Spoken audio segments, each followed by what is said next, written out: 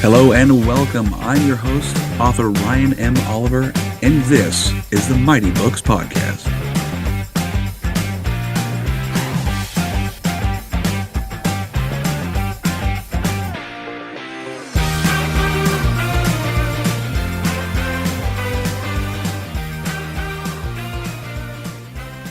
Hello, everyone. Welcome back to another episode of the Mighty Books Podcast. Today with me, our featured author is Mr. Peter Gribble. Peter, how are you doing today? I'm very well. How are you? I'm doing pretty good. Thanks for asking. We're here to talk about some cool stuff like your book, your series. What's the title of your book? Book one is called Threat, and it's book one of the City of the Magician series. Nice. And book two is Within, and book three is Quickening. Oh, dang. So you got three books out. Is it a trilogy? Is it going to be longer than a Yes. trilogy? It's a Oh, trilogy? yes. Yeah. Okay. Yeah. Very cool. Very cool. And when did they come out? Book one came out in 2020, Oh, book wow. two, 2022, and book three in 2024. Well, you're very consistent. That's excellent.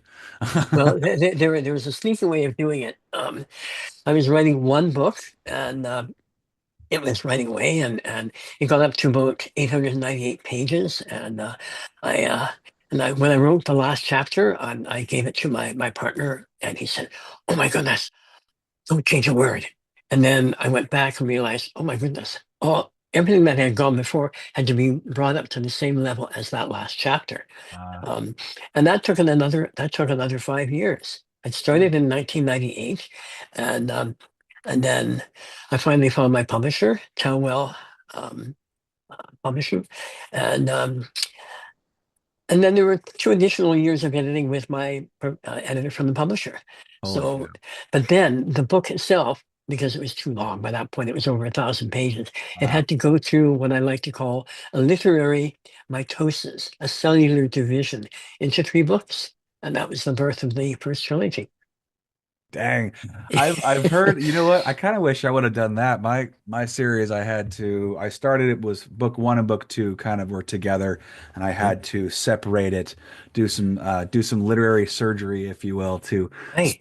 split it in half or almost in half, like two-thirds of it. And that was book one, and it was the first third of book two, and I had to kind of keep it going. So it's hard to do to split up everything. Did Yeah. you find it was quite a challenge? No, amazingly, because I've written this whole thing, Yeah. it naturally divided. It was as if Oh, good. the literary chromosomes were ready to go. Bah. It was literally supposed to be. It was kind of like popping out of Siamese twins. It was supposed to be two separate things or separate Yeah, but entities. it became triplets. Yeah, it Wow. became triplets. That's Yeah. wild. So So it's that's what I'm.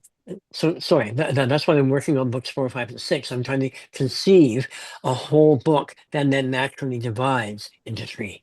that is really cool. Yeah, That's amazing. yeah, Yeah, I yeah. don't know if I could do that again. Mine are Right. my second one's so big right now. It's gonna be I think what was my word count? 160,000 just for the one book. Wow. Yeah, Wow. it's a big beast, but the other ones are going to be probably a little smaller than that. So right now Okay. that's in beta reading mode right now. So I'm kind of Right. eagerly waiting for some feedback so I can Right. cut some stuff or add some stuff or change some Right. stuff. You know how it goes. Right. You know how it goes. Right. But Right. so City of Magicians is, or the Magicians is the series. So what is the City of the Magicians series kind of about? If you could give like a elevator pitch synopsis, maybe a little Okay. longer. Yeah, it's basically what does a pacifist, nonviolent city-state do to prepare for a barbarian invasion coming in 6 months? They've got a plan. It should work, but the young man who's been chosen to educate the barbarian says, "What? Me? Are you kidding? You made a mistake." And then the second protagonist, she is looking for the lost manuscript um, of her deceased lover, and she gets seduced into an underground movement that is plotting to collaborate with the same barbarian. Okay, Uh, okay. and Sean, then, who is the strategist of the city council, realizes there is an underground movement, but he's trying to figure out ways of bringing it out into the open and exposing it. Oh, Um, okay. So I have a cute little line at the on the back cover saying both Sass and Lalia are pawns in the strategies of others, but it Hmm. only takes a pawn to change the game. Is there an element of a game in that, or just a quick metaphor? Oh, it's a quick metaphor, but there is a game. I had to invent a game. This culture, their writing style is more like glyphs. They don't have an alphabet just yet. Oh, And okay. so they have, I created a game called Spears, and it's sort of like a combination of billiards and Scrabble. Oh, And so, yeah, it sounds weird, but I had a ton of fun. I actually had a board made, and I have wooden balls in it, so I throw around it. And it's, yeah, so, but that wasn't really there's a whole chapter, I think it's chapter 8, where I explain it. Um, sure. and yeah, That's but very interesting. How to create your own game. That's kind of awesome. yeah, yeah, You could do some stuff with that. You could if it goes, you could make it into its own thing too. And based off of the City of the Magician series, here's this game. yeah, That'd be yeah. really cool to push that out there. Now, what inspired you to write the City of the Magicians? Well, and actually, there was the kernel of it. I was 9 years old when um, something in me woke. I was visiting the Normandy War Memorials in France and surrounded by thousands of little white crosses going to the horizon. And something rose up in me and was utterly baffled. I was very lucky. My dad worked in NATO, and we got transferred to France. And my brother and I attended a French international school for NATO kids and diplomatic corps kids and stuff. Yeah. And my mother said on the first day of school, there was a war, Germany lost, you're not to talk about it. That's it. And so, okay, war, fine. And so I knew nothing. And then the summer that we visited the war memorials, it was just baffling. All this commemorated death, there's something just, it wasn't right. And my mother was trying to exercise my bad math skills, like saying, oh, as we stood in front of all these little white crosses, how old was this one when he died? And the numbers always ended in 1940, 142, 43, whatever. Yeah. And then and then she said, how old was this one? I said, Mommy, the numbers are wrong. He died in 1917, but was born in 1890. And she said, oh, that's because he died in the First World War. Mhm. The First World War, I was stunned into silence. And then we paused into the car, and then we were driving off to the Vimy Ridge Memorial, which is spectacular. But something in me had had enough. And I wasn't going to get out of the car. I'm just going to, you go, I'm just going to sit here. My parents were miffed thinking I was indulging in some childish sulk, but part of me said, I'm right. I had this incredible, inarticulate certitude that, there was a righteous certainty in me that this was wrong. Hmm. And so when we came back to Canada, I read up on Mahatma Gandhi's pacifistic approach to things, and it was successful. It got England out, but it was at a fairly great cost. And then read Martin Luther King's sermons and essays and stuff. And so I have a provisional sympathy for pacifistic approaches, but they are inadequate for things like Nazi Germany. When you Yeah. have a noble ideal, um, people such as that, they don't give a toss. And Yeah. so Nazi Germany or Stalin's Gulag or the Chinese Cultural Revolution, poof. Yeah. So it's a wonderful ideal, but the reason it worked in India is that it was a long-term thing, and they had a culture that inherently Britain believes in fair play. So when it came up to that non-cooperative pacifistic approach, it eventually worked, Hmm. but it caused an enormous amount of but they wasn't entirely unified because there was the Muslim population. They wanted their own country separate from India, and the catastrophe that was. Oh, okay. So the So, whole story is based off of the idea of pacifists defending themselves against not so pacifists. right, or not even defending, but trying to mitigate what may come from this barbarian invasion, Okay. and so, So but actually both. like trying to mitigate it via like political or diplomacy. Um, Skullduggery, I think, is more part. Well, skullduggery with one faction, but I don't want to give too much away. It's No, sort of a yeah, totally. spoiler. But there are two factions, and they have two different approaches. One is going to let's just soften what he may do, burn, pillage, rape, all that sort of stuff. And the other one says, oh yeah, but we can use this to our advantage. Hmm. And so there are two approaches, and bit by bit, as book one, threat, it becomes more and more obvious how they're going to do it. And Hmm. both are seemingly going to be successful. But Of then course. when strategies collide, will anyone be ready? Will Yeah. everyone be safe? So that's how book one ends. Very nice. Or a good reveal there, or maybe even a Yeah. cliffhanger. Or do you cliffhang? Do you do Yeah, cliffhang? absolutely. Okay. Absolutely. Yeah. It's like, oh, you have this, oh my goodness, I need to read the next book. Yeah. So Yeah. Got to grab yeah, it right now so you can yeah. Yeah. jump on it. That's what I did for mine. That's how the ending was like we revealed something important and it's like there was decision needed to be made and book two. I'm like, ah. Yeah, yeah. Oh my goodness. What's the decision? Oh my goodness. And Yeah, you, yeah. yeah. I'm finally Oh, getting to that out. I'm a little slower than you are. You got all three of those out, and mhm. I got my second one that I'm trying to get out there. That's great. it's a big one. Oh yeah, it's a lot. It's a lot. Now, do you go back and have to read everything you wrote in book one in order to refresh what you're writing in book two and three? No, I do refer back to it. Like, for instance, certain details. One of my characters, because it's a slurry of characters. One of the Right. characters was injured towards the end of the first book, and Mm. so beginning of the second book, when I went back to start writing it, I'm like, was it his left or his right hand? I had to go Oh, back and right, verify which hand was that he tried to he blocked something and he got an arrow in the hand or something, and so right, right. and that's kind of stuff. But for the majority of it, I've got it pretty well etched in my head. It's been there for a Excellent. long time. Yeah, I started writing that when I was 15, and it's gone through iterations and Isn't that iterations. amazing? Wow. Yeah, it's Good and for it's you. just yeah, it's just it takes a Mhm. long time. Well, and then when you have kids and everything and a job and trying Yeah, to just yeah. balance life and everything, it's Right, writing takes kind of a back burner. So I'd say like 2019 is when I jumped back into it right before COVID hit.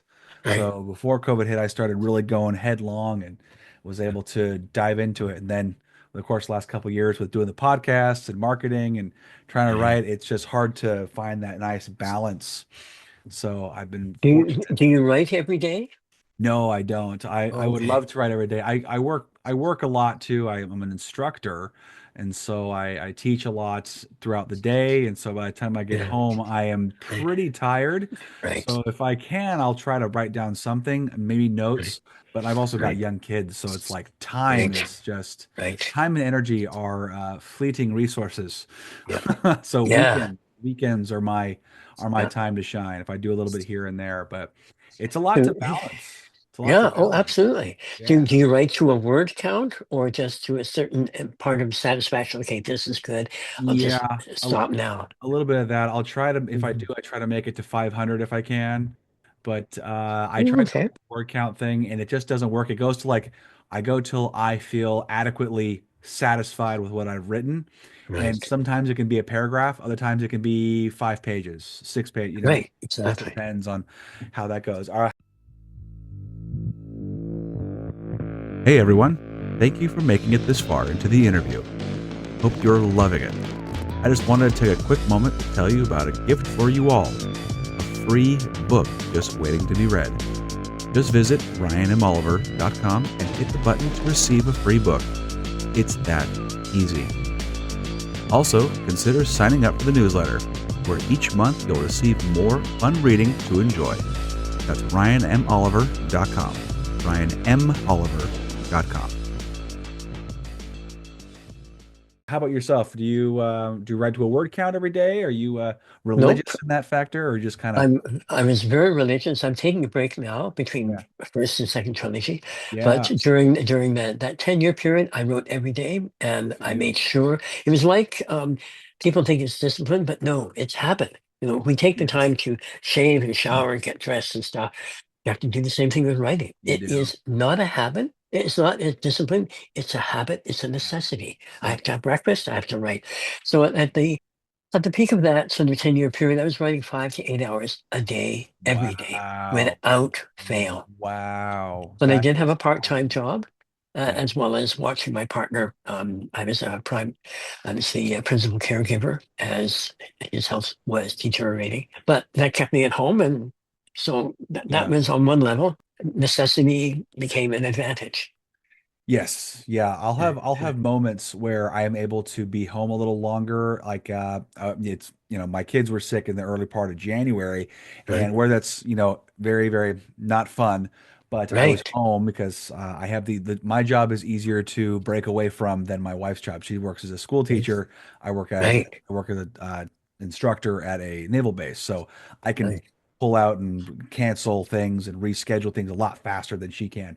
So I Yeah, had 2 weeks at home with the kids. And so while they were, sleeping and I was giving them medicine and feeding them and everything, all I had time work on writing some stuff, editing things, do all the stuff that I would normally not have a chance to do. But I would be like you, where it would become a habit. If I could not have a day job, right, writing would be the day job, where I right, work for probably my average is about 3 hours. right. Sitting down, That's I have good. to move. I have to move. Like I'm just one of those, I can't sit still for too long. Right. So I got to get up and go do something. So sit down for about 2, 3 hours, then go do something else. And that'd probably be kind of my consistency. I'd love to get to that point eventually, but it's But hard. having those breaks, it's like a refreshing moment. You're getting up, going to the washroom, or having a drink or something like that, and Yeah, or yeah. take the dog for a walk, That's right? exactly what we do. Yeah, Take the dog for the and walk, go just do some uh, exercise or something. yeah. Yeah. And suddenly that writer's block just gone. Yeah, I found with writer's block, it's not necessarily a block. It's almost like it's kind of strange, kind of like an anxiety of like, is this going to be any good? And so you kind of like Right, stop, right, like almost like a right, paralysis. And right, I found if I just like write, even if it's going to suck, it's like we'll just write and see what happens. Or even like journaling, or right, take it down, just write like blah blah blah blah blah. Literally right, write that, just kind of break the right, rust off, and then right, you're okay. right. That's what I've seen it go for. So when you were writing your story, did you have to go through iterations of like how many drafts were creating while you were making these stories? I think there was only one, and Wow, that's impressive. Yeah, I kept going back and just, oh, if this changes, then 200 pages earlier, this has to happen. So Oh, as a result, it becomes click, click, click, click, click. that's Um, e- awesome. Even though that you don't necessarily telegraph that to the reader, and the Yeah, reader comes in, oh my goodness, yes. And yet, if you go back to say, oh yeah, there's a little germ there, there's a little seed little that nugget sort of find, yeah, and, pops up. Very cool. yeah, yeah, So you're going towards another trilogy. yep, Same exact series. yep. Is it several years later? Is it within the same realm? Is it moments after the end of the third book? It's What's yep. It's moments after, because moments after? the last chapter in book three is just such a game changer, and Yeah. it opened up the portal to the second trilogy. Oh, If chapter three didn't happen, oh my goodness, it was shocking to me when I wrote it. Um, I had an initial ending, just okay, type type type, and oh okay, it's fine, but it sort of tame. And yeah. then my little writing voice said, okay, you got that under your system. Now write this. And Interesting. oh my goodness, I was shocked. I was utterly shocked because the change just ripped open everything. And Oh then man. and then when that chapter, it wrote like a dream. It was like taking dictation. And it's just like, I had to break fast enough. And when I sat back and looked like it, hardly anything needed to be changed. It was just there. It was like magic in a way. It's Yeah. not magic. It's Yeah. hard work. And the Oh yeah. preceding 13 years just went to this point. And and then that's when I realized that, oh my goodness, this means there are more books. Oh, In books 4, 5, and 6, and there's a shadowy 7, 8, and 9 in there.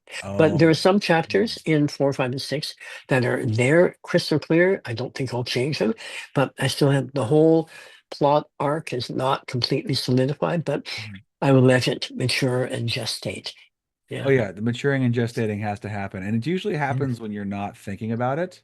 That's Right. something I've got to do often is disconnect from let my mind wander. Otherwise, Yep. nothing happens. If I think too Right. hard on a project on a problem, nothing seems to happen. I have to like literally disconnect, go to something that is completely different, and then it's like, oh wait, I've solved this problem, or I found a new path. I've able to open the door like, oh, there's another passageway. I can go down this one too.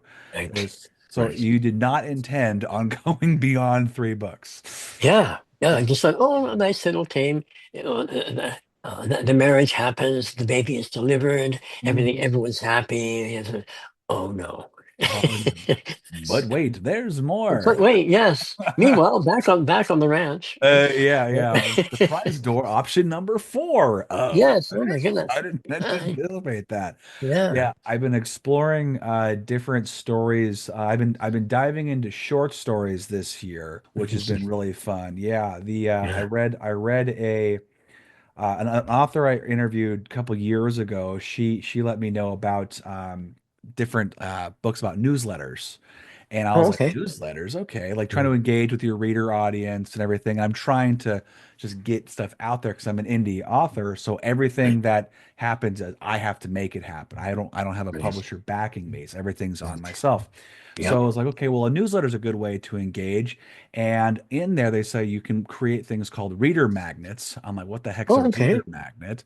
So a reader Hmm. magnet is basically a short story or even a novella, or hell, if you've got it, even a book that you can throw at people for free.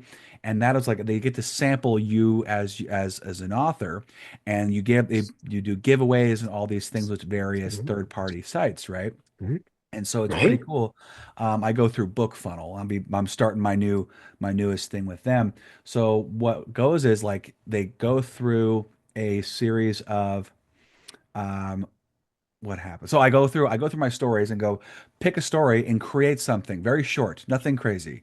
So I'm like, Mm. okay, well, something that's like it's connected to your series, but it's Right. not going to directly change or perceive or in some ways where they have to have read your series to understand what Right. goes on. It's very, Is very that the gargoyle one? so yeah, I have the Gargoyles Gifts, my Yeah. novella. So I have Mhm. novella, but actually what's funny is that one's not my reader magnet. My reader Okay. magnet's a new one coming out here actually very soon. I just got Mhm. it done a couple weeks ago. So I happened to I was reading through my Gargoyles Gift book, my novella, and I was doing my audiobooks. I do my own audiobooks now, and it's Mhm. it's fun. It's a lot of work, but it's a lot of fun. And reading through that, I was like, there is a story that was hinted on, like two sentences, where Right. the main character and his buddy are reflecting on a troubling story, a story that they got into trouble when they were recruits Right. as in the army. Right. Something stupid happened and they got into trouble and it backfired.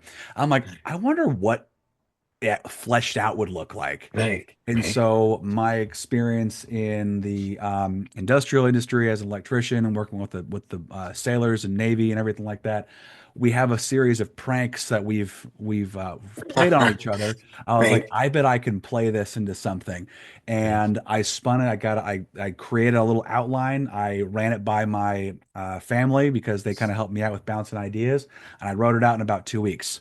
It's about 8,000 words, 72 to 7,500 words.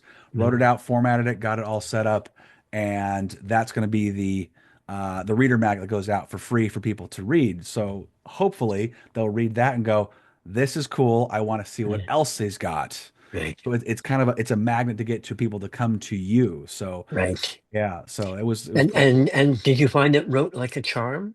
It really, you know what, it just kind of erupted. I didn't have to Right. really work Yeah. too hard at it. Like I kind of, it's like, honestly, it's like planning for a road trip, if you will. Like, I want to go see this, and this. Okay, so you put a pin on a map, pin on a map, pin on a map, and you're just drawing the string. You just putting the string Right. on there, and it just Right. happens to, it just goes there. I don't know. That's Right. kind of how I've always plotted things. And then if you deviate because you have an idea, well, then it Mhm. deviates, and you just go back to Right. your same destination. I find I write best towards endings. So if I Interesting. have an ending, it doesn't matter how I get there. The ending is drawing me, Yes. um, and and and there can be wonderful diversions. There's a lovely Yes. concept of denying your. I think it's called delay. So like a delay. so that it ratchets up the suspense. Yeah, yeah, yeah, yeah, yeah, yeah. Mm. I love like little side quests or something, or and it's also part of Yeah, world building. I mean, I assume with with a title like a City Magician, it's it's obviously a fantasy. right. So fantasies you're going to have those side little things. It's going to help with the world building. Yeah, So I love the world building aspect. If you can see it yeah, through different characters and different yeah, areas that you wouldn't yeah, normally go to, I yeah. mean, to me, that's always been a fun one watching like films or even television shows, reading books where they do kind of off the cuff weird stuff that really isn't affecting the main outcome of the story, but you just kind of get that sense of what the world is like. It's really fun. And it just adds to the dimension of this It place is more real than it was a second ago. it really does. It makes it a Mhm. little more real for people. I mean, even I guess they're fantasies, but it just makes it feel more like you can connect with the character like they're real people. And Right. that's the fun part. That's the fun part. Yeah. Well, that's why I have a map at the front of the book, Oh, you do so too? that I love it. yeah, Do you draw it yourself? absolutely. Heck yeah. Because I sort of have based it on maps of London, medieval London, and Okay. Venice, and parts of Istanbul and stuff. And Yeah. the streets between the houses are narrow, Yeah. and so if you turn left at a certain house, you better make sure you keep turning left throughout the series. Like your hero who gets injured in which hand? Hmm. I think it was his right hand. I think But it's been but a it's minute. not. So you have to have your consistency. So the Yeah. map is there, and Ooh, oh dang. Look at you. yeah, That yeah, that's quite the elaborate. It looked almost like a labyrinth. yeah. Well, Yeah. the word labyrinth is in there. Yeah. Yeah. So it's a ton of fun. Oh yeah, I loved making the maps for mine. It was really fun. Actually, had my wife helped me out with that because she's a little more artistically inclined Mhm. with a Nice. pen than I am. So she was able to make it a little prettier. And then with the help of our digital gal who's able to do all this, they were able to scan it in and make it look like an actual map, which was pretty cool to put on the book. Nice. Yeah, I was very pleased with it, and I refer to it all the time. That's when I have to go back and refer to a map because if they're going here, they're going to hit what mountain range and what Yeah. forests, and if they're going to run into a Yeah. water or lake or river, they gotta I gotta know where they're going. So Right. that's a really important aspect of it too. Well, it was the story also of Ursula Le Guin, who wrote the Earthsea Mhm. series, where when she was drawing the maps were giving her stories even Oh, before, funny. which I thought was a really interesting notion. Isn't that funny how things can just kind of spark up really, really Yeah, well? It's you never think about it. I know I love the fact that you were writing a whole series and then by your own surprise, it opened up a whole new world of more books. I think that is yeah, really yeah, incredible. I mean, and that's the cool thing about writing is there's just really no end to it. With fantasy, you can basically write that entire story forever yeah. until you can't write anymore, and Right. it's boundless. It really is boundless. I'm hoping to have a finality, but I feel like I'm just going to keep finding more doors to open, which is great. But Right. are you venturing beyond eventually beyond the City of the Magicians, or are you going to kind of hone in on this fantasy for a while? I'm honing in on this fantasy for a while. I have written before, but this is the moment I started writing it, I just knew this has to get published. I've Sure. written other things before. I'm just Yeah. saying, oh, this was good, and they were all basically prologues to the Mm. creativity of, oh my goodness, this has to get published. This And it has was a very interesting realization from the beginning, even yeah. though I didn't know where it was going. Yeah. So Yeah. before we hit record, you said you dabbled in some history reading and the like. What era of history do you enjoy? Anything before, I guess. 1900, I guess. Okay, So I've written things like, but I'm also interested in reading from other cultures. sure. So I'm reading the Shahnameh of Firdausi, which is the history of Iranian heroes, Oh, and okay. then there's the Chinese things like the Sangho Yanyi, or the Romance of the Three Kingdoms. It has an opening line. I always love opening lines, um, and it's the Chinese equivalent of it was the best of times, it was the worst of times, and they're saying about kingdoms and kings and all that sort of stuff.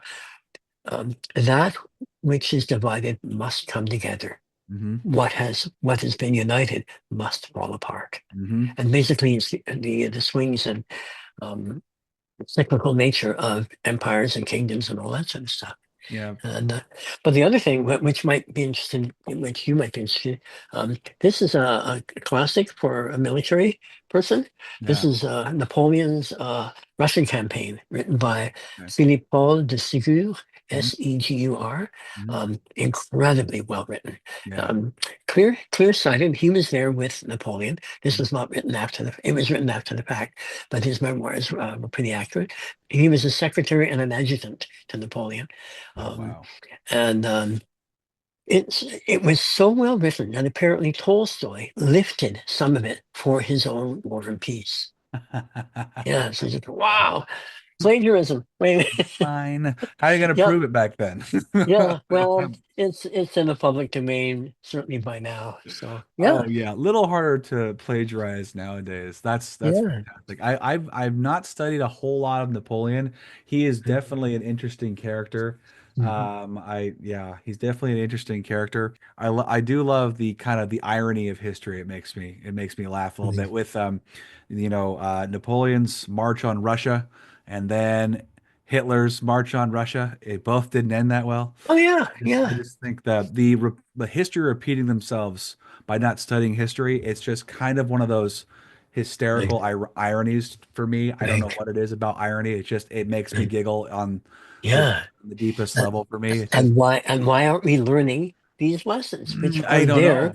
Yep. We As well as humans have really short memories.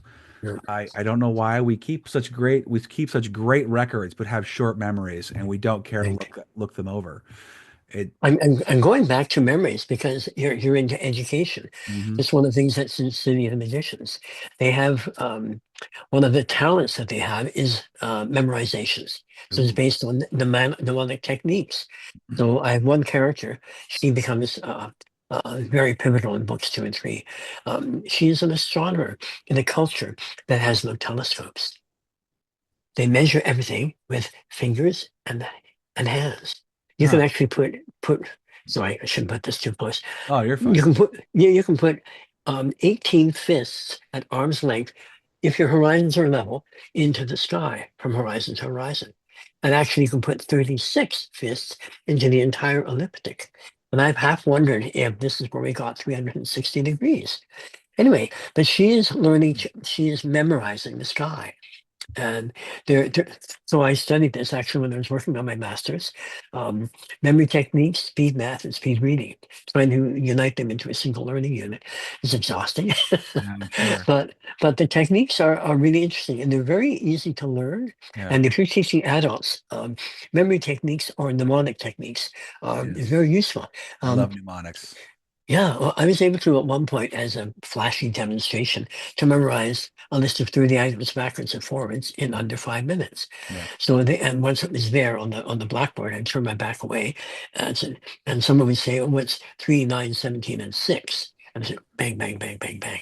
So, and this is, as I say, it's pretty easy to learn, Yeah. but like a muscle, it needs to be exercised. Oh, 100%. And I found with memory for some reason. So when I first started teaching at the naval base, we came across a student or two who was struggling with understanding or memorizing the content in the 2 3 hour class they had. Because usually most of the classes we have also end with some kind of a written examination, usually multiple choice or something. Or Right? anyway, but what was problem was he wasn't passing, and so we're like, well, it's a problem. You need to be able to pass your qualification so you can do your job. It's just kind of a part of Right. the thing. And smart guy, nice kid, wanted to work hard. So it's like really he's got all the good elements. He's just struggling with this short-term memory situation. So Right. we there was a whole meeting on this particular incident, and they brought me in because I was one of the instructors who was dealing with this, and they're like, "Well, what do you think we need to do?" I was like, "Okay, have you guys ever heard of the term chunking?" They're like, "What?" I was like, "Okay, Mhm. chunking." So for some people, they have a harder time memorizing a lot of information in a short time. But a lot of us have kind of gauged. We've gotten really good at that. Well, Mhm. some people just don't do it. So the best thing to do if you're trying to learn something to put in your long term, which for him it works best, teach him for 20 minutes and that's it for the day. 20 minutes, let him go Yeah. do his job. 20 minutes the next day. Let him go do his job.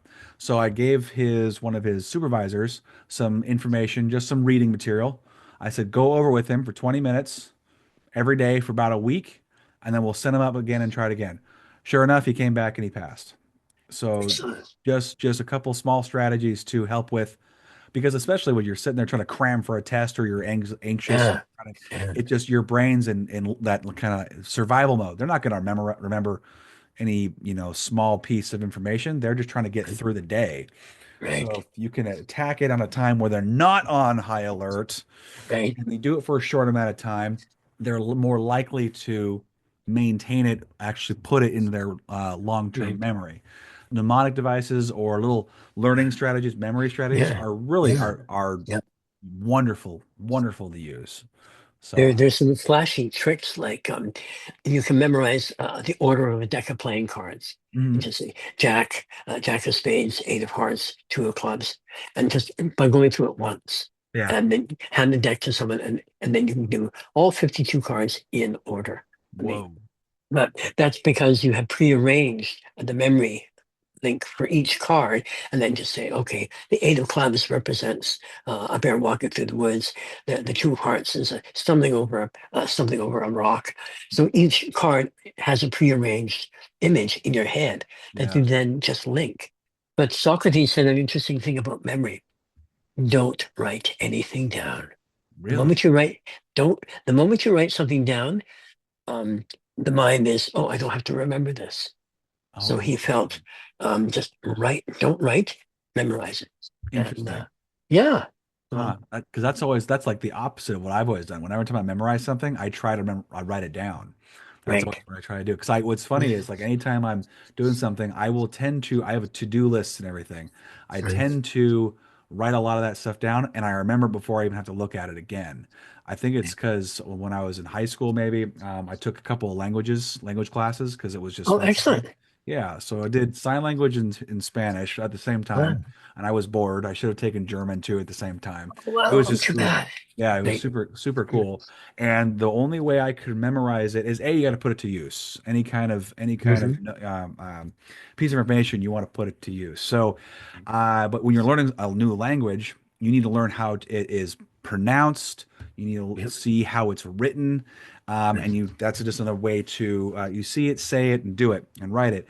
And so anytime I'd see that, I go, okay, this is whatever word. I'd write that word down. I'd see it, and then I'd associate it with whatever it means. So like rojo means red. Okay, rojo Right. red. I see Right. that. And then mnemonic devices work really well with, or at least correlating between English words works really well with memorizing certain words too, because they sound very similar, or they have the same origin, very similar, Right. Latin Right. origin or something like that.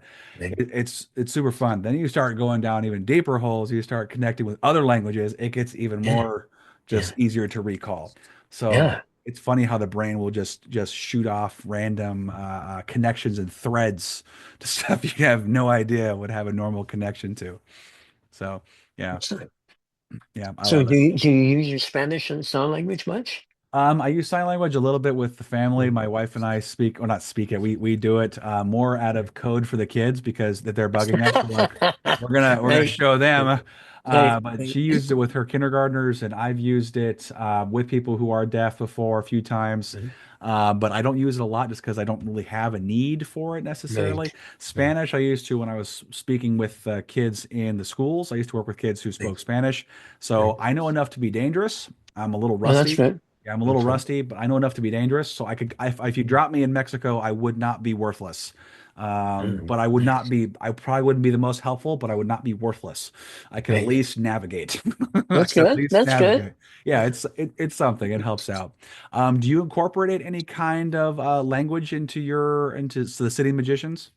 In a Other way, elements? Other elements? yeah. Oh, yes, because as I said, they don't have an alphabet. They have glyphs, Oh um, yeah. but they've also realized that the traditional glyphs, they're very slow to write. So something has happened in the not too distant past that Yeah. they're now writing in quick glyph. So it's a more truncated, linear cursive form, Oh, which okay. I've actually had to develop. So I'm basing it on I've actually started writing it out. So at some Oh, point, I'm going to have that's cool. a page on my website about glyphs. It's very in its embryonic form, but I'm basing it on Egyptian hieroglyphs, Oh, that's what I um, would do. Yeah. and Chinese and Mayan. Now these Oh. are pictorial language, and weirdly, they uh, evolve into they have very similar forms. And they have things that this is the way you it describes the Chinese have radicals and the Mayans have other symbols that indicate we're talking about this subject, even though there are other additions to it. And but the other thing was sign language, which is also pictorial. Hmm. And so and there's there are interesting shortcuts that happen in all four ancient Egyptian, Chinese, sign language, and Mayan. And it's weird how they have very similar shortcuts. Um, so I wanted to make sure that the City of the Magician's glyphs do something similar. Yeah, Uh, it's yeah. interesting you talk about Chinese. So I just had an author on a couple months ago who is from China. She's moved here now to the U.S. She's in New York, but she said that like the sign for married woman versus like married man or single man or whatever. The I think she said that it was married woman was a sign that appeared to be a woman with like a mop.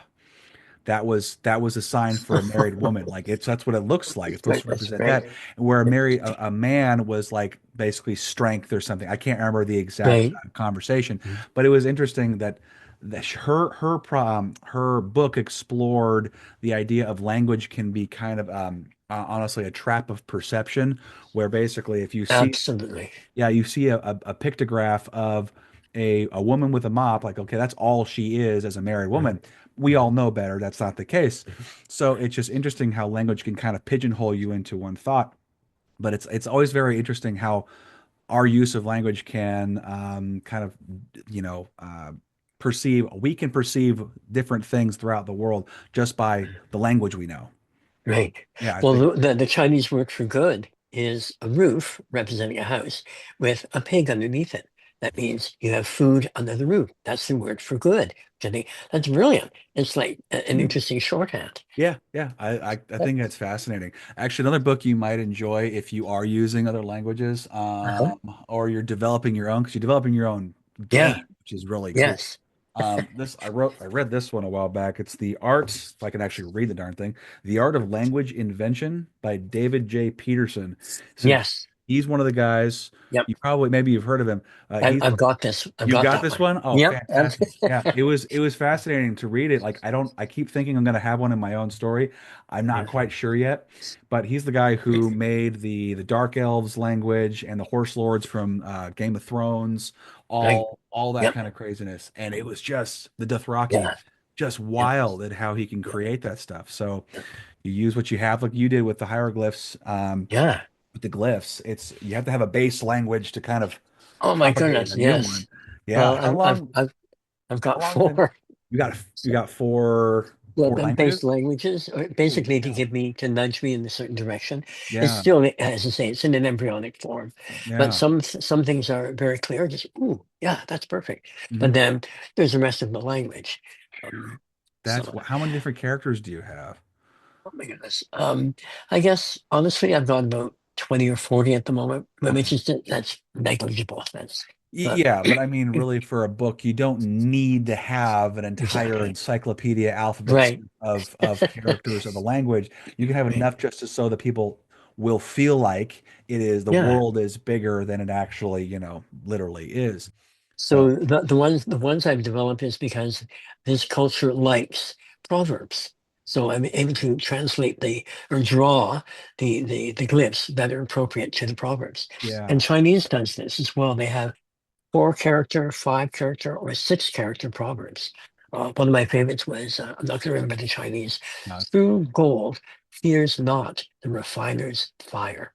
So, okay. ooh, nice one. So something like that. So true gold fears not the refiner's fire. So that's 6 characters. Uh-huh. So the City of Magicians does something similar. Very Um, nice, very nice. So so what? So in, wanted to circle back to the City of Magicians. So in the City of sorry. Magicians, do you have different groups or inside the city here of like different kinds of magicians, like actual like magic, or are they more sleight of hand? Or talking about the magician? The magicians, um, I've been saying that magic, like consciousness, is Okay. mysterious only because it is unexamined. Okay. So they have Mm. the notion, so it's not wand waving and stuff like that. It's basically the magic that you and I and everyone else experience on a daily basis. Hmm. It's when we decide, oh, instead of going down this street, I'm gonna turn left. And then ministry says, oh my God, I haven't seen you in 10 years.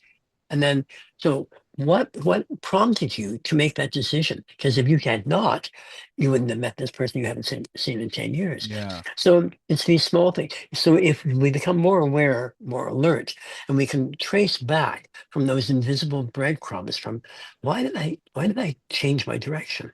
And something was prompting me, something was drawing me to this event. Hmm. And so I talk about more in book three, the sentience of reality itself Hmm. that we are in. So the City of Magicians has a history of knowing a lot more about it, but it is sort of atrophy because they've gotten lazy and complacent and they have a healing spring. And so then they quietly fleece the pilgrims that come and just say, yeah, we are magicians. Yeah, yeah, what's for dinner tonight? So, Okay. Okay. but they do have the College of augurs, which will take a look at spy phenomenon or natural phenomenon and interpret. Oh, okay, there's going to be a change in administration 6 months from now. But Interesting. but they're finding that these old traditions, they're failing them, and so this is one of the plots Yeah. and so they're having to rediscover what is real magic as opposed to conjuring and reliance on old traditional forms that are Interesting. becoming more and more inadequate. Interesting. So it's Yeah, almost like a magical archaeology kind of. They're yeah, kind of yeah, they're digging up where the magic came from, and therefore finding more of it also.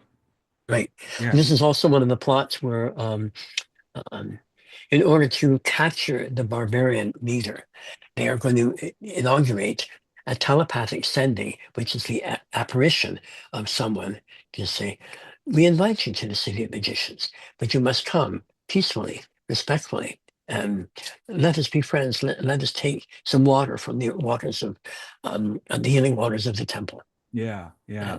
Oh my goodness.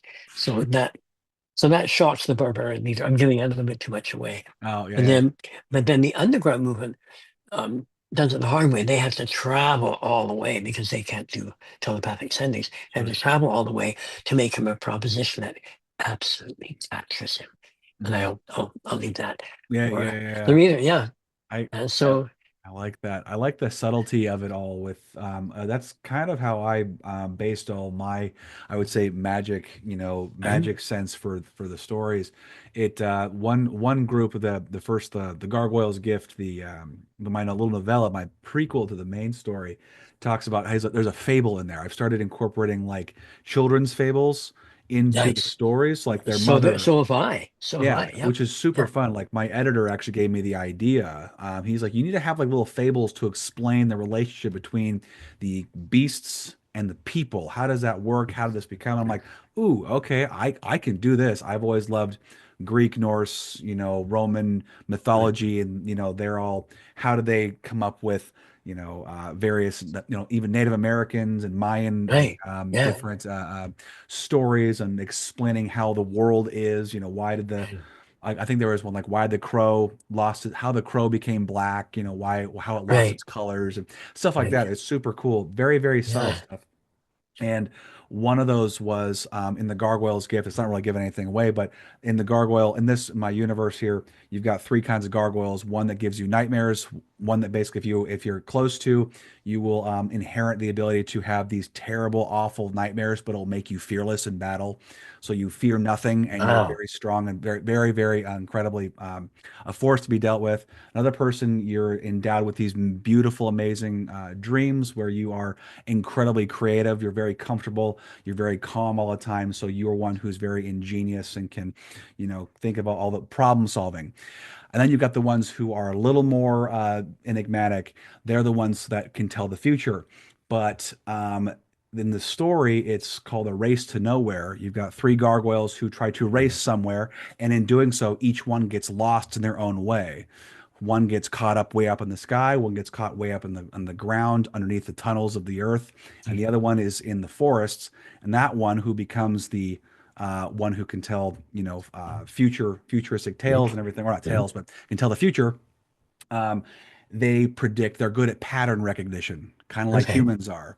So we can tell, oh, it's going to become fall. The temperature's getting cooler, and the green is dying. Okay, well now pattern, and then over time the pattern recognition, the understanding of how things work, human nature, just geology, life, compounds to the point where they can forecast into the future and going, this is going to happen in however long. So it's Now, kind of but summarized. but as a Navy guy, is there not a water gargoyle? There should be a No, water. no, no. Oh, I never was in the Navy. I work for the okay. Department Oh, of the okay. Navy. No, so I have a whole group of other of creatures that some are Okay. waterborne, some are air, some are fire, some are all that. But this was just this group because I was following Nice. that particular person who is from that country, from the country of the gargoyles, where they Right. reign. So Right. that's where I ran to. But it's so fun. Nice. You can Nice. dive on that one area. So I'm sure you have many different arcs you could pull from in yours. Yeah. Yeah. Like you, they have something called the Panmagian, which is their great canon of magician stories. Hmm. So even though they're not practicing, these are stories that they tell each other and their children. And it's about love and regard and loyalty and power corrupting and this, that, the other. And Nice. but there are also clues in there that don't come to fruition Hmm. or to revelation until book three. And you Nice. realize that there are some threads in there that, oh yeah, oh my goodness, this is what's happening. Yeah. Which is lovely when it happens, especially if you as a writer have somehow um, planted these seeds and then they come up and you are as surprised as the writer will be to say, Uh-huh. oh my goodness, I didn't realize that. And then Yeah. it's such a thrill when writing just clicks like that. Yeah, that is probably that's when I'm having the most fun is when Mhm. I just kind of dive in and I'm not really in control anymore. Right. It's almost I'm a conduit being fed something. Yeah. That's when you're in like the zone. And those are usually times where time doesn't exist anymore. And all of a sudden Mm. it's 8 hours later and I'm like, where the hell did they go? Like it's just, Yes. and you just all of a sudden you read back, oh wow, this is Pretty good. damn good. Yeah, yeah. I Yeah. surprise myself sometimes. I don't Mhm. mean that in any kind of arrogant way, but it's like when you write for a long time, you have a certain level of quality that you try to aim for, and I'm sure you deal Yes. with the same gremlin on your back. But it's super hard to, own up to that. Like, oh yeah, I can write pretty well, but it's so fun when it just comes naturally. Sometimes you have to Yeah. work at it. Other Yeah. times it comes naturally, and it's so frustrating when it doesn't come. But when it Right. does, oh, it's such a good feeling. It's so But fun. then the thing you have to do is then take a look at the previous chapters and say, my goodness, this has to be edited up to the same Mm. standard as what I Hmm. just wrote, which is Yeah. what took me 5 years to after I wrote that last chapter to say, Wow. oh my goodness, wow. Can you take me through your process in deconstructing and reconstructing, less than your quality chapters and making it higher quality? How do you go about doing that to improve the quality? Um, Taking out excess adjectives and adverbs. Ah, Um, yes. Yes. All the fluff words. Yes, yes, she said dejectedly. No, yes, she said. Yeah. And then descriptions will say, oh my God, she's saying yes, but another part of her is just saying, oh, I don't want to say yes at all. Hmm. Um, um, but as I said earlier, I like to write to endings, and that includes chapters. So Hmm. each chapter leads with a little bit more push, or a little bit more drive, or a little bit more drawn, or an encapsulation of what had just happened Yeah. that may not have been obvious at the beginning of the chapter. Hmm. Um, and so if that can be ratcheted up, there was one point when it was a big, long, messy chapter. This guy is struggling through a desert and is on the verge of death, and he's gone slightly. mad through dehydration and all that sort of stuff. Yeah. And the description of it went on and on and on for 4 pages before something happens that brings him back to. And and then when I had finished collecting all the nice phrases and all the pretty stuff and his thought patterns, that's terrible reading. So and then when it came to write that chapter, it just went, and it was basically half a page. And Yeah. the half a page was crystal clear Yeah. and punchy, and the revelation when it came after was just even more powerful.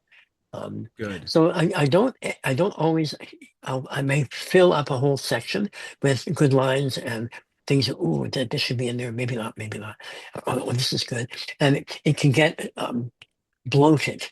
And the Yes. bloating writing, just leave it there, and it'll when when the pairing and as you say, the surgery comes, then click, click, click, click, click, it'll happen. And, oh, wow, this cooks.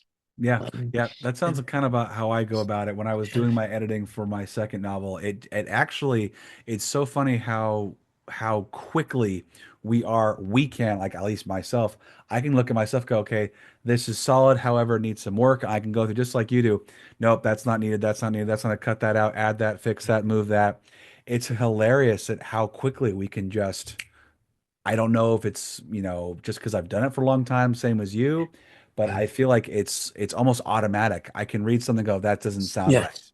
yeah. This just doesn't sound right to me. It's instinctual now. Well, that's because your standards are now well in Well, place. higher, yeah. Yeah. It's so funny how that works. And I can pinpoint like certain when I read certain authors writing like this flows so nice. And then Hmm. others like this is clunky. I don't like how clunky this is. And usually it's for someone who's brand spanking new, who's never written anything. It's like, okay, well, they're gonna smooth that out with time. So Yeah. sometimes they just have to. I read back some of my old stuff and I'm like, oh, that's still kind of clunky. But you know what? I look at my new stuff, much Yep. smoother. Not Yep. perfect, but it's Yep. much smoother than it was. So it's just about it's getting your steps in, getting your reps in. Yep. Well, I'm rereading Conclave by Robert Harris, Hmm. what the movie was made on, and I reread it as just a reader enjoying the, but I'm rereading it now to see the structure. Oh man, that's tight. Yeah. It's very skillfully written, Hmm. and so I often read things twice. Oh, okay. Once to enjoy and just say, "Man, that was good." Okay, okay, let's reread it again. And Just one to from the analyze. very beginning, and then that sentence encapsulates the opening, Yeah. and so it's very interesting. I don't want to overanalyze it, but it's like instead of just reading, go, oh my God, I read that in half a day. It's like sitting down to a fantastic meal, just Yeah. as opposed to, taste of that. Ooh, ooh, there's saffron and cardamom and whatever else.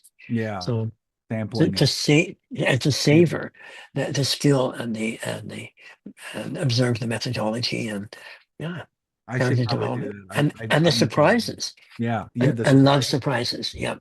Well, Um, I mean, my memory for books and everything is not as sharp as I wish it was, but because I can go back and reread, I'm like, oh, I forgot that happened, right. and Yeah. I'm well surprised. So, and I've been experiencing that a little bit with my sister and I. We're doing we do a book club that I put on the podcast every once in a while. It's called Top Shelf Book Club, and we'll go through and read books that some of the books we've read before, and it's Yeah. so fun revisiting those. Going, man, it's been 15 years since I've read Yeah. this and I reread it. I'm like, it was just like I read it for the first time. I mean, you Right. Yeah. experience, so it's so fun to do that.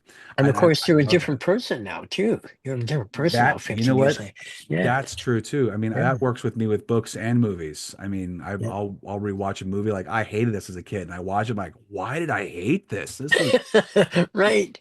what's Right. wrong with me?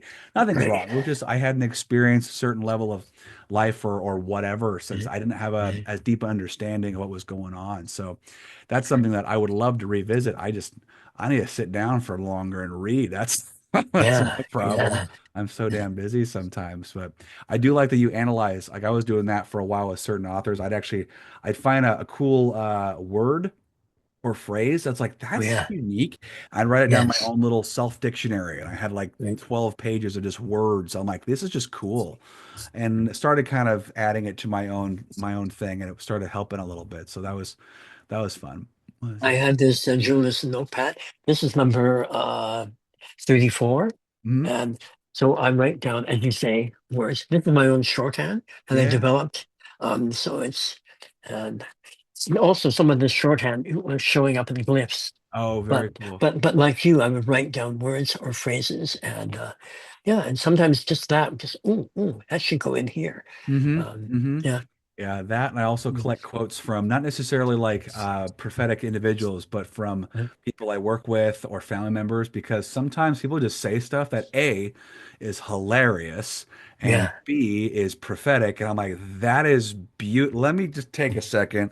yeah, yeah, That's yeah, going yeah, somewhere yeah, because it's just so good. I'm gonna forget it. Here we go. yeah. Yeah, I love doing that stuff and just kind of. So do you carry paper with you at all times? I used to. I don't anymore. I used to because when I worked with on the piers, we couldn't have Right, cell phones or anything like that. So right, I right, had to have literally a notepad in my pocket at all times. And so right, anytime I'd be walking around doing my rounds or on watch or something, I'd be like, well, I'd have an idea, boink, and I pull that out and right, then I get home and I transcribe it onto my notes in the computer. And so that's how I right, did a lot of it. right, Nowadays, honestly, my brain, I'm not even thinking about writing when I'm at work because when right, you're engaging 30 people or 20 people right, and you're teaching some content, the last thing I need to be doing is thinking about my writing, even though that's what I want to be doing. right, I got to be engaged and got to answer questions, and some of them can be kind of hyper technical. So my mind doesn't right, get to wander as much as I'd like it to. right, And if right. it does, it's usually I'm in my office after a long day and my brain is so shot, it's kind of the engine Yeah. smoking at this point in time. I'm Right, right, I'm an introvert in an extroverted position, so it's right. you just kind of have to hang on with the energy you can. So I wait till Yeah, Saturday to really hone in after I've got some good sleep, and then I can just trailblaze to try to yeah, get some writing done. So yeah, it's fun. I want to do more, right. but reality is I need to sleep. Yeah, yeah. Well, I actually have this beside my pillow at night Yeah, or during the day in my back pocket. there you go. So in case something happens, as you Yeah, say, a word or something that someone says, or yeah. Just very yeah, striking or something. And it's like, yeah, ooh, that's nice. That hit me the yeah, right way. Let me grab yeah, that and write that down. So I have yeah. a notes app I use all the live long day on my phone, and so that's what I'll Okay, generally will rely on if I can. right, I right. tend to lose or damage notebooks really easily just because Oh, we live okay. in Pacific Northwest and it Oh, rains right, here a lot. So right. it's just Oh, everything. we're in the Northwest. Bremerton, Washington. Okay, I'm in Vancouver. Oh, there you go. There Yeah. you go. Hey, Not too far away compared yeah, to some people yeah, I've talked to have been yeah. separated by Hi, howdy, oceans. neighbor. Right, yeah. Yeah. Exactly. Nice. Yeah. That's hilarious. So yeah, that's so it's south. Yes. South Washington. Okay. Yeah, Um, South uh, Washington. no, Vancouver. Vancouver, British Columbia. Oh, British So, Columbia. Okay. yeah, so, Okay. yeah. So, Oh, okay. north. Okay. Right. I'll look up north instead of south then. Okay. Yep. Because there's Vancouver, Washington, Vancouver, Yes, there is. BC. Yes. Yeah. That's so funny. Yeah, Yeah. everyone's it's amazing where all the authors I'm talking to lately, they're just everywhere. They're Must everywhere. be amazing. The Pretty people that cool. you're meeting. Yeah, it's The pretty people cool. that I you're won't meeting. lie. Yeah. Yeah, I've now met I think from like six different countries now. If I think let's see, England, Ireland, So, Germany, Nigeria, Canada. wow. I want to say, and then obviously U.S. There's six there. I think Colombia. There might be one from Oh, okay. Colombia. Yeah, it's insane. A lot of people have migrated here to the U.S., but it's super cool just talking to people from all walks of life and various locales, and it's just fun to see everyone kind of marrying together and talking all about books and stories. It's something that all ties us together, food and stories, and it's all just kind of that's how we can bond. So I think Yeah. it's really Yeah. fun. It's really fun. But we could probably go on for a long time, but we're already Yeah. over an hour. So I'm sure Oh, okay. Oh people, my yeah, it's goodness. okay. Wow. I've got more people to talk to today. So I just want to ask you though, where can people find your books, The City of Magicians, and find you? Yep. It's on Amazon. I do have my website, petergribble.com.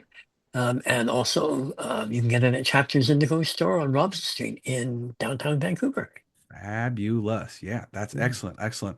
Well, Peter, this has been fabulous. Very, very fun conversation. Just It's talking about been a great pleasure with you as well. yes. Yep. And as you continue your writing journey, you write your next trilogy, which is just so cool to do it that way. I won't lie. Yeah.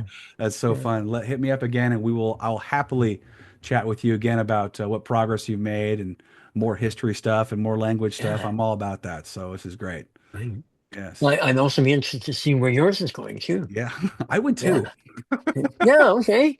That's the delight, though. You're writing something that when you are going to be as surprised as your reader, Yeah. then something's working. Yeah, yeah, exactly. Yeah. Like, oh, and it's Mm. just that it sparks up that excitement, and that's what I like to seek out is just that excitement, that Yeah. surprise, like you said before, that surprise, something you didn't expect comes out of nowhere and engages Yeah. you and hones you into something that's a little more interesting than, bills and Right. work and other Right. just chores and And and stuff. and and, and you're basically writing a page turner, but you have to keep up with the pages that. Yeah. It's such a challenge. It's such a challenge. Yeah. But anyway, thank you so much for coming on here. I really My appreciate it. pleasure. My very great pleasure. Excellent. All right, guys. I hope you enjoyed that conversation as much as we did. Please go check out Peter Gribble's work, The City of the Magicians. It is out now for you to devour and read and then harass him for more. So go do that because that'll just, fire him up some more to get some more writing done. All right, guys. I hope you have a great rest of your day. And as always, stay mighty and keep reading.